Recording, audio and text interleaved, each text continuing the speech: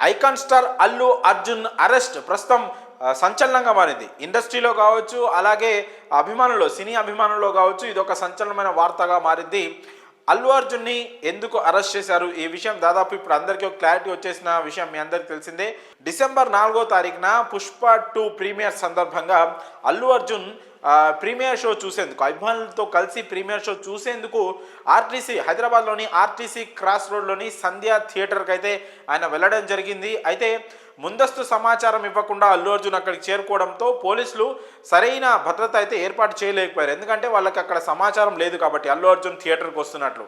కానీ సడన్ సర్ప్రైజ్గా అల్లు అర్జున్ థియేటర్కి రావడంతో ఆయన అభిమానులు, అప్పటికే ప్రీమియర్ షో చూసేందుకు ఎంతో ఆసక్తిగా ఎదురు చూస్తున్న అభిమానులు డైరెక్ట్గా అల్లు అర్జున్ని థియేటర్కి రావడంతో ఆయన చూసేందుకు ఎగబడ్డారు. ఆ క్రమంలోనే అక్కడ ఒక తొక్కిసలాట అయితే చోటు చేసుకుంది. ఆ తొక్కిసలాటలో రేవతి అనే మహిళ మృతి చెందిన విషయం మీ అందరికీ తెలిసిందే. ఆ మహిళతో పాటు ఆమె కుమారుడు శ్రీతేజ్ అనే బాలుడు కూడా తొక్కిసలాటలో తీవ్రంగా గాయపడి ఆసుపత్రిలో చికిత్స పొందుతున్నాడు.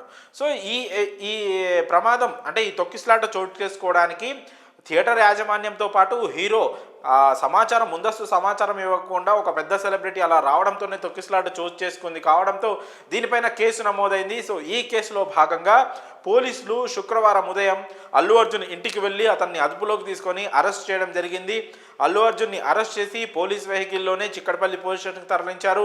ఆ తర్వాత వైద్య పరీక్షల నిమిత్తం గాంధీ ఆసుపత్రికి తీసుకెళ్లి అక్కడ బ్లడ్ శాంపిల్ తీసుకొని ఆయనకైనా అనారోగ్య సమస్యలు ఉన్నాయనే విధంగా మొత్తం పరిశీలించిన తర్వాత అక్కడి నుంచి మళ్ళీ కోర్టులో హాజరుపరచడానికి నాంపల్లి కోర్టుకు అయితే తరలించడం జరిగింది. సో ఈ మొత్తం ఎపిసోడ్ ఒకవైపు జరుగుతుండగా అసలు అల్లు అర్జున్ అరెస్ట్, ఈ కేసులో పోలీసులు ఇలా సడన్గా అరెస్ట్ అంటూ ఒక షాక్ ఇవ్వడం దేనికి, దీని వెనుక కారణం ఏముంది అని రకరకాల ఊహాగానాలు అయితే సోషల్ మీడియాలో వినిపిస్తున్నాయి. అందులో ముఖ్యంగా బలంగా వినిపించింది ఏంటంటే, ఒక సక్సెస్ మీట్లో, పుష్ప 2 సక్సెస్ మీట్లో అల్లు అర్జున్ మాట్లాడుతూ ముఖ్యమంత్రి పేరు మర్చిపోయారు, అది ఒక అవమానకరంగా భావించారు. సో అందుకని ఈ కేసులో పోలీసులు కూడా కాస్త సీరియస్గా ఉన్నట్లు, దీన్ని సీరియస్గా తీసుకున్నారనే ఆరోపణలు మాత్రం సోషల్ మీడియాలో వినిపించినాయి.